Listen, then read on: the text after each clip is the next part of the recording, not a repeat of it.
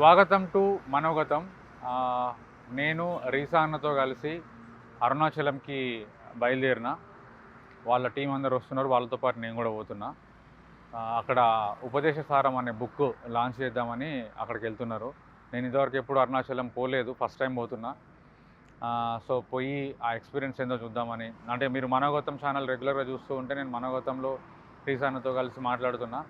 నాకు అసలు రమణ మహర్షి అనే వ్యక్తి ఒక అతను ఉంటాడని, ఆయన అరుణాచలంలో ఉండేనని, ఈ విషయాలు ఏమి నాకు తెలియదు. ఎందుకంటే నేను బుక్స్ ఏం చదివేవాడిని కాదు, నాకు అంత అవగాహన లేదు.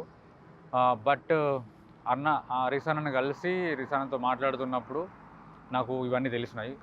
ఆయన అనుకోకుండా ఇప్పుడు ఉపదేశసారం బుక్ రాయడం వల్ల ఆ బుక్ లాంచ్ కోసం వస్తావా అనేసరికి,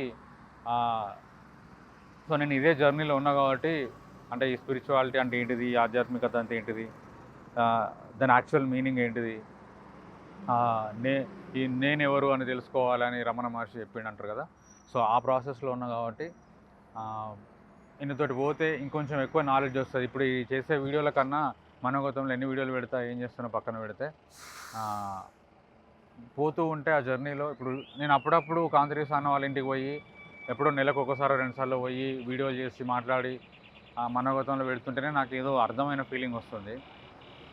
కాకపోతే ఇట్లా కొన్ని రోజులు ఈయనతో పాటు గడిపి అరుణాచలం పోయి రమణ మహర్షి ఉన్న ప్లేస్కు పోయి అవన్నీ చూస్తే ఇంకేమైనా అర్థమవుతుందేమో, ఇంకేమైనా తెలియని తెలుస్తుందేమో, ఇంకా కొంచెం ఈజీ అవుతుందేమో మనసులో ఉన్న అలజడి పోవడానికి అనే ప్రయత్నంలో భాగంగా నేను అన్నతో పాటు అరుణాచలం పోతున్నా.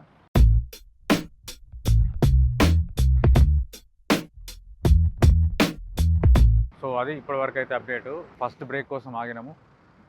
ఇంకో కారు వస్తుందట, వాళ్ళ కోసం వెయిట్ చేస్తున్నారు వీళ్ళు. సో ఈ లోపల నేను ఇది మైక్ టెస్టింగ్ లాగా పనికి వస్తుంది అండ్ ప్లస్ వీడియో లాగా అవుతుందని చెప్పి నేను ఇది షూట్ చేస్తున్నా.